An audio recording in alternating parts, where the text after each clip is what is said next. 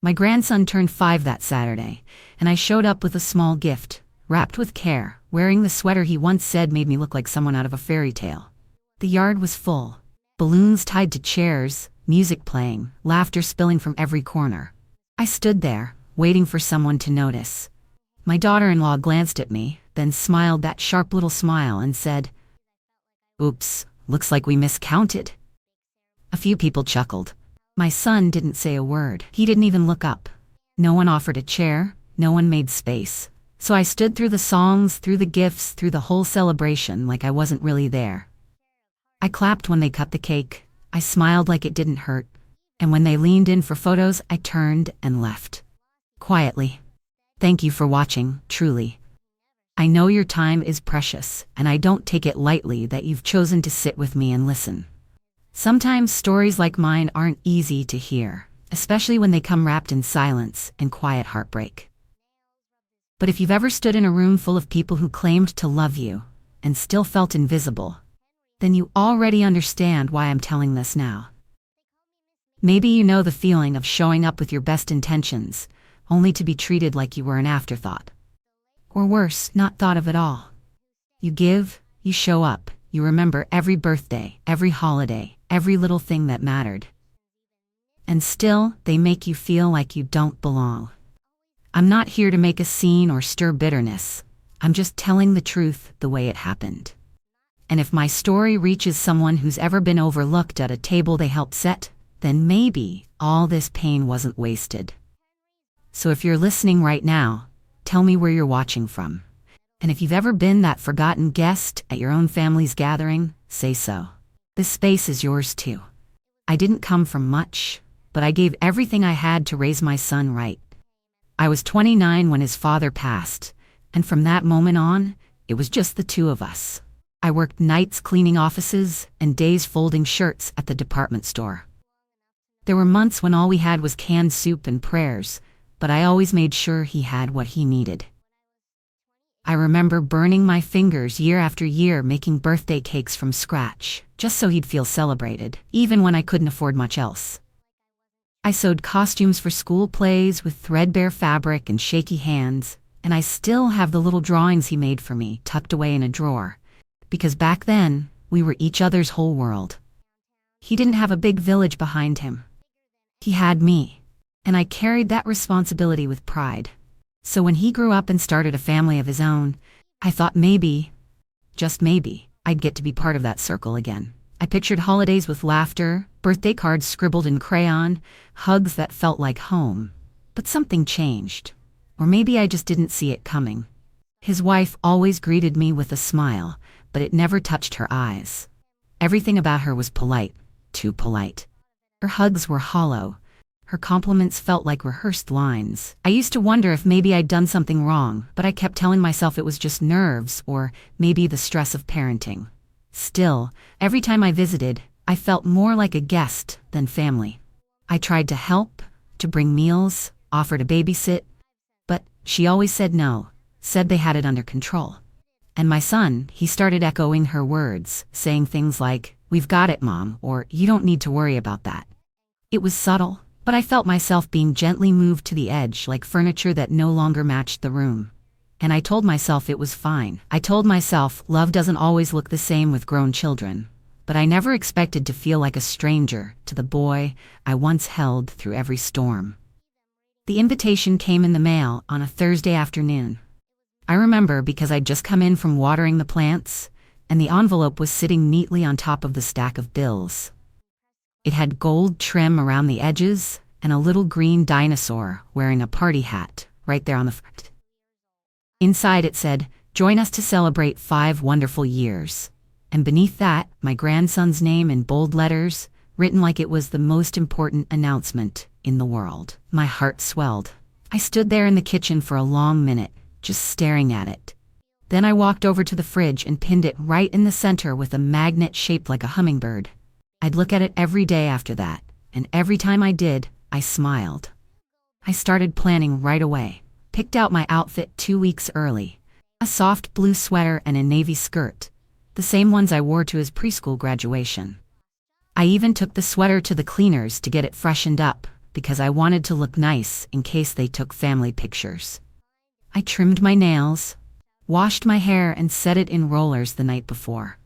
I baked a small batch of lemon cookies the morning of, just in case they didn't have enough snacks, and wrapped them in wax paper with a little yellow ribbon. And for his gift, I didn't just grab something off the shelf. I spent 3 evenings knitting a sweater in his favorite color, with a little 5 stitched into the sleeve.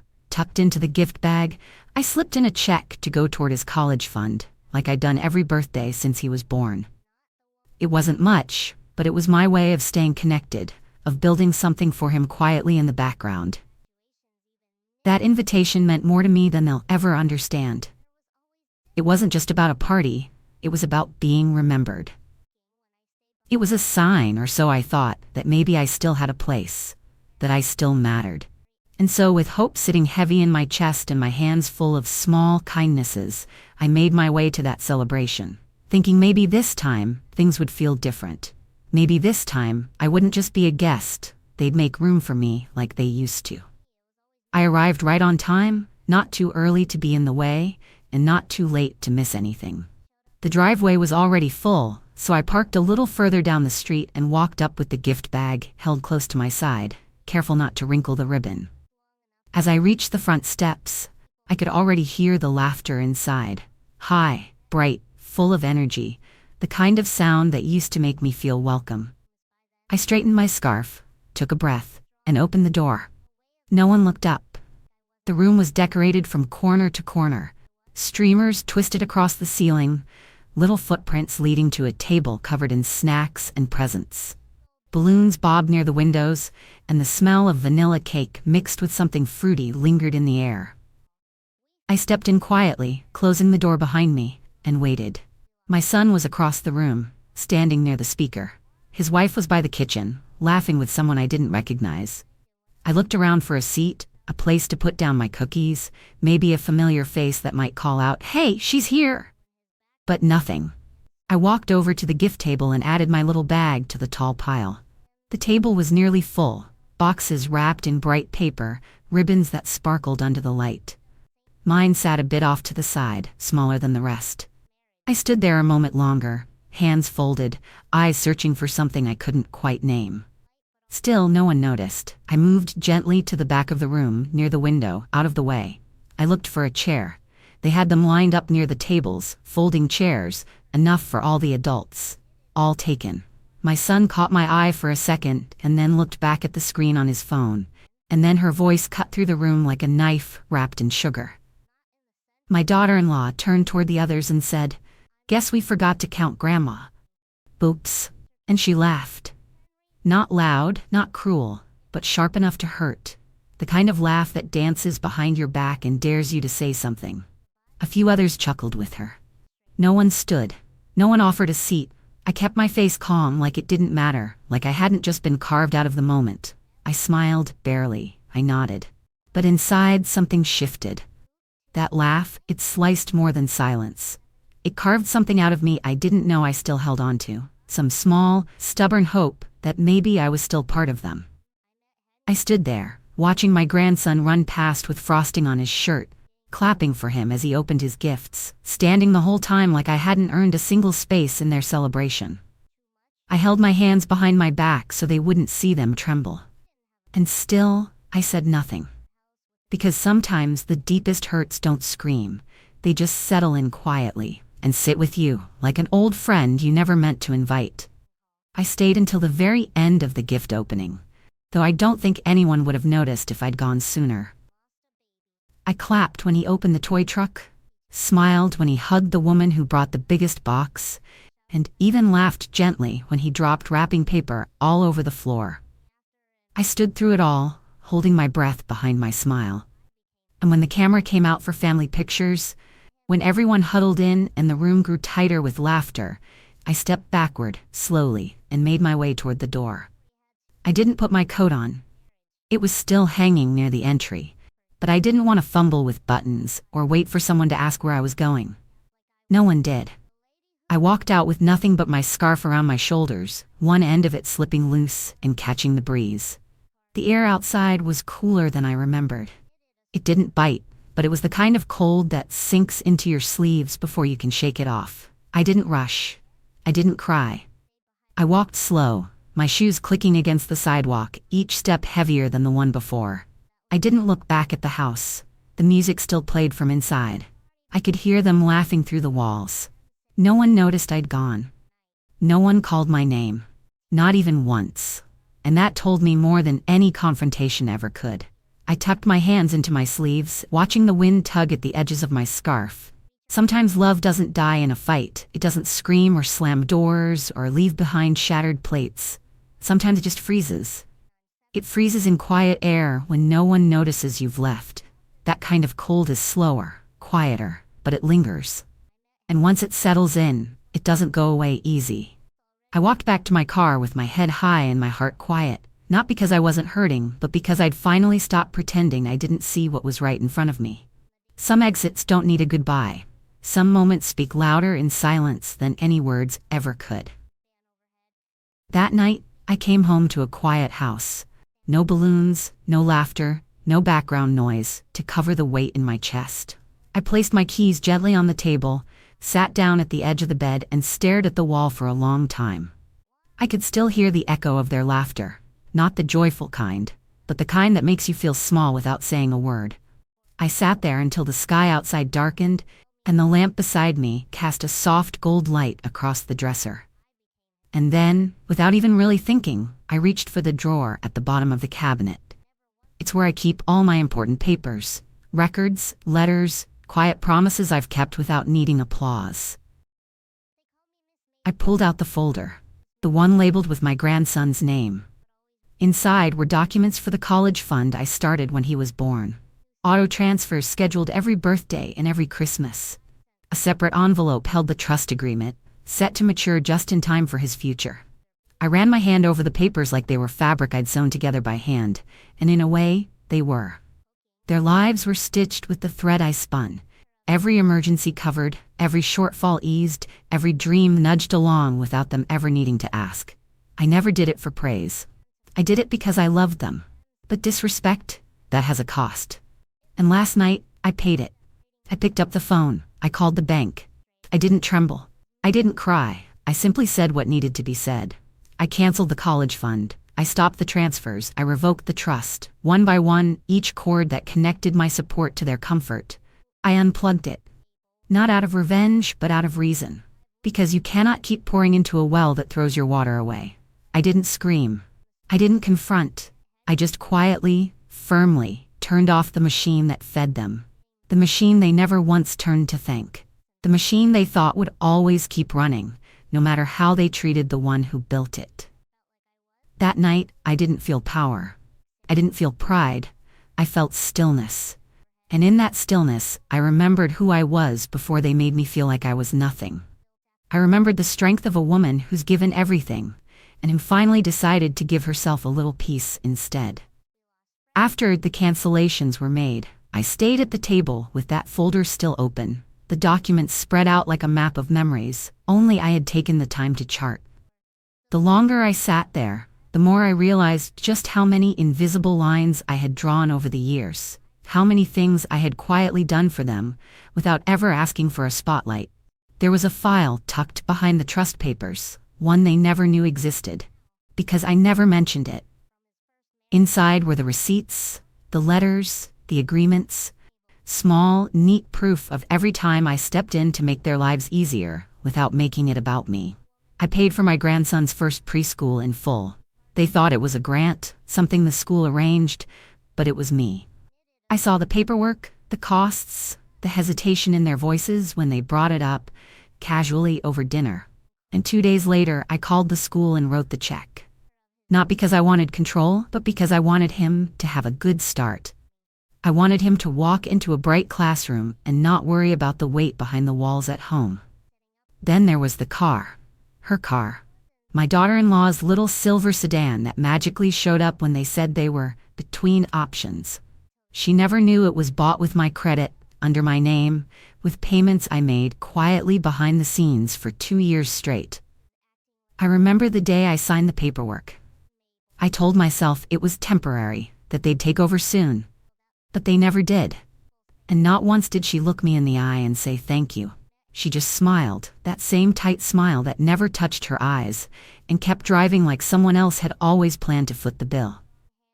And then, the house. That down payment they made when they said a family friend had stepped in with a loan? That friend was me. I sat across from my son, watching him twist his wedding ring while he told me how tight things were. I didn't hesitate. I handed him the check and told him to forget about interest, forget about a deadline. I told him it was a gift, but deep down, I hoped he'd remember. I hoped he'd treat it like something sacred, not disposable. But there was never a repayment, never even a conversation about it again. They didn't see the money, because it never bounced. They never felt the weight of what I gave, because I carried it all. They never paused to wonder where the support came from, because it showed up exactly when they needed it, like air or water or light. But every thank you they forgot. Every moment they brushed me aside, like I was just an accessory to their lives. I remembered when they smiled with empty mouths. I remembered when they celebrated without saving me a chair. I remembered how they lived in comfort, built on the foundation of my sacrifices, while pretending I was just part of the wallpaper. And it was in that moment, sitting with those quiet pieces of paper, that I finally understood. Some people don't need to raise their voices to be heard. Some of us have been speaking through actions all our lives. The only difference now is, I stopped speaking. I stopped giving. I stopped waiting to be seen by those who never once thought to look past themselves. The days that followed were long and quiet. Not the kind of quiet that brings rest, but the kind that wraps itself around your thoughts and presses down just enough to remind you that something's missing. I didn't expect an apology, not really, but a simple message would have meant more than they'll ever understand. Just a call to ask if I made it home safe, a text that said they noticed I left early. Even a little emoji from my grandson would have softened the edge that was still sitting in my chest. But nothing came. Not that night. Not the next morning. Not the entire week. My phone stayed silent on the kitchen counter. Every time it buzzed, it was something else. Junk mail, a sale I didn't care about, a weather alert reminding me that rain was coming, as if I hadn't already felt the storm settle inside me. I checked the mailbox on Monday, out of habit more than hope. There was a catalog, a bill, a reminder about a dentist appointment. No note. No envelope with clumsy crayon letters or even typed-up excuses. Just air. Empty, unbothered air. I walked back inside with the same slow pace I'd used at the party, that careful step of someone who's learning to carry invisible weight without letting it change their posture. Their inboxes? I knew they were full. I've watched them sit with their phones practically sewn into their palms. I've seen them answer group chats in seconds, reply to coworkers before the screen goes dark. And yet not one of them thought to reach out to the woman who helped build their foundation. That kind of silence isn't soft. It's not peaceful. Silence is only peaceful when it's mutual. When both sides have agreed to rest in it. But when it's one-sided, it's punishment. It's a message louder than words. It's the clearing of a space where love used to be, without the courtesy of telling you you're no longer welcome in it. And so I went about my days. I watered the plants. I folded my laundry. I cooked smaller meals. I sat by the window in the evenings with a cup of tea that tasted like nothing. I didn't cry. I didn't chase. I just waited. Not for them to come back, but for the ache to settle somewhere I could live with. Because if they could forget me so easily, then maybe it was time I remembered how to live without them. That Sunday, I put on my shoes slower than usual. I sat at the edge of the bed, with one sock in my hand for nearly 10 minutes, thinking about whether it was even worth going. I hadn't slept well all week. My chest felt tight, and the ache behind my eyes hadn't left since the night I walked out of that house. But something in me, some old rhythm that doesn't break easy, told me to get up, press my clothes, and walk to church like I always had. So I did. The morning air was sharp, not cold, but just enough to wake the skin and make you aware of your breathing. I held onto my purse a little tighter than usual. Not out of fear, but maybe just to feel something familiar against my palm. The chapel was already half full when I arrived. I could hear the soft shuffle of bulletins being handed out, the distant creak of the old organ warming up. I stepped inside, hoping I'd find a quiet place near the back, somewhere to sit in peace without feeling seen or unseen. As I reached the aisle, I paused. For a moment, I hesitated, thinking maybe I'd just slip into the last pew alone, no conversation, no small talk. But then, just as I was about to slide in, I heard my name, spoken gently, like it belonged there. I turned, and there she was, my neighbor. She'd lived 2 doors down for years, the kind of woman who always had a kind word and a plate of cookies when someone new moved in. She smiled, warm and wide, like someone who genuinely meant it, and pulled the chair beside her with a quiet gesture. "Here," she said softly. "I saved you a seat." Just like that. No fanfare. No questions. No need to explain where I'd been, or why my eyes looked more tired than they should. She made space for me like it was the most natural thing in the world, like I hadn't missed a beat, like I'd never been absent in the first place. I sat down slowly, the weight in my shoulders easing just a little, not because the pain had gone, but because someone had made room for me to carry it without shame. And as I folded my hands in my lap, feeling the soft hush of morning settle around us, I realized something I hadn't felt all week. Peace. Not the loud, victorious kind. Just a small, steady kind of peace that comes when someone notices you without being told. Some people forget, some people push you aside, intentionally or not. But then there are others, the rare ones, who remember. Who look up and see you when you walk in. Who pull out a chair without asking why you need it. Some people make room without making you feel like a burden. And some people, just by smiling and saying your name, remind you that you were never really missing to begin with. It was almost 3 weeks later when the first call came through. By then, I'd gotten used to the stillness. I had stopped waiting for messages. I no longer checked the mailbox with anticipation, and my phone had become more of a clock than anything else. I had gone about my quiet routine, filling my time with small things, folding laundry with care, trimming back the garden, sitting by the window with a book I hadn't read in years but remembered like an old friend. The silence, at first sharp and painful, had softened. Not because the wound had healed, but because I had stopped pressing on it. That afternoon, my phone rang just once before I picked it up. I didn't need to check who it was. A mother knows. I answered with a simple hello, steady and calm. His voice was lighter than I expected, almost casual, like he hadn't noticed the days piling up between us. He cleared his throat and said, "Hey, Mom, did something happen at the party?" For a moment, I let the silence stretch. Not long enough to be cruel, just long enough for the truth to settle. And then I answered with the softest words I've ever spoken to him. "No, nothing happened. That was the problem." There was a pause on his end, the kind that carries too much unsaid. I could hear him trying to find something to say next. He stammered a little, said something about being busy, how the day had gotten out of hand, how maybe things hadn't gone the way they meant. I didn't interrupt. I didn't rescue him from the discomfort. I just listened. Because for the first time in a long while, the silence wasn't mine to carry. He tried to sound light again, asked how I'd been, said they were thinking of coming by soon, maybe bring the little one to visit. I nodded, though I knew he couldn't see it, and said, "That's nice." I didn't invite. I didn't open the door wider than necessary. Not because I was bitter, but because something in me had changed. A quiet door had closed inside my heart. Not slammed, not locked, just gently shut. It wasn't anger he heard in my voice. It was distance. The kind that grows when someone doesn't notice you leaving, and by the time they look up, you're already too far to wave back. I let him finish. I let him try to patch up a hole he still didn't fully understand. And when the call ended, I didn't cry. I placed the phone back down on the table, just like I'd done with everything else.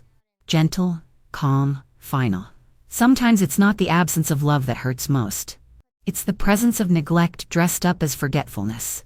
And by the time they remember what they forgot, something sacred has already been lost. It was a Saturday when they finally came by.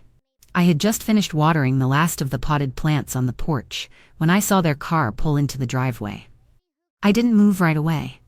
I watched from the side, watering can in hand, the way you watch something you're not sure you're ready to hold again. My grandson jumped out first, all energy and brightness, waving like he always used to. his small arms wrapped around my waist before I even had a chance to say a word. He smelled like powdered sugar and grass, and he looked up at me like nothing had ever happened, like I'd never stood forgotten in a room full of chairs that weren't mine. And I held him. Not because I'd forgotten, but because children don't carry the weight of their parents' choices. He didn't know what had been said or left unsaid. He didn't remember the silence. To him, I was still the woman who tucked soft cookies into napkins and knitted sweaters with his favorite numbers stitched into the sleeves. And I held on to that, because no part of this was his to carry. My son stood a little behind him, one hand on the boy's shoulder, the other tucked awkwardly into his pocket. He looked around like the house was unfamiliar, even though so much of what's inside it came from the sacrifices I made to keep him warm, fed, and moving forward when I had nothing left for myself. He said hello gently, a quiet "Hey Mom," like he wasn't sure what kind of welcome he'd get. I smiled, small but real, and invited them in. We sat for a while, mostly watching the boy draw at the table with colored pencils I still kept in a tin, just in case. He asked if I'd come to his next party. I nodded. Not because I was eager, but because I wouldn't punish a child for a chair he didn't know was missing. I asked about school. He told me about a science project. He smiled so wide when I remembered the name of his teacher that I felt something soften in me just a little. Love returns. But trust retires. My son glanced around as we spoke, his eyes landing on framed photos, the ones with older memories before distance crept in.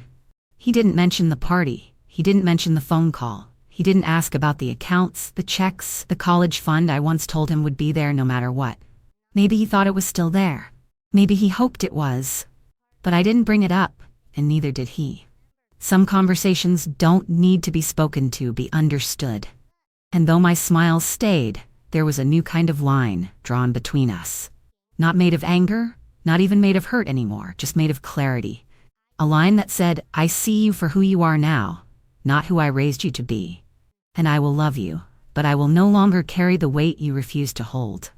When they left, my grandson hugged me again, tighter this time, like he didn't want to let go. I kissed the top of his head and told him I'd see him soon.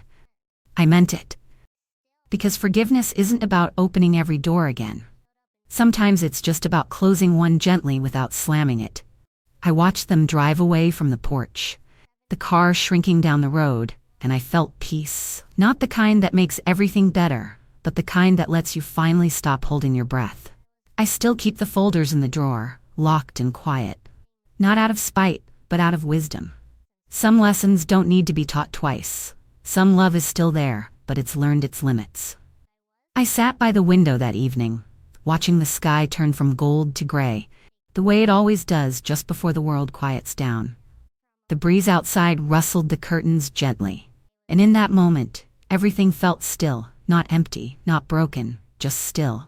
I sipped my tea, let it warm my hands, and thought about all the rooms I've stood in, all the birthdays, all the holidays, all the moments where I gave without asking to be seen. I thought about that missing chair, how they laughed like it was nothing, like I was nothing. But they forgot one thing. They laughed when my chair was missing. But they forgot who built the table. Every brick beneath their comfort, every cushion they rest on, every safe corner of their world, I helped shape it. Not with grand speeches, not with demands, but with quiet, steady love that never asked for attention.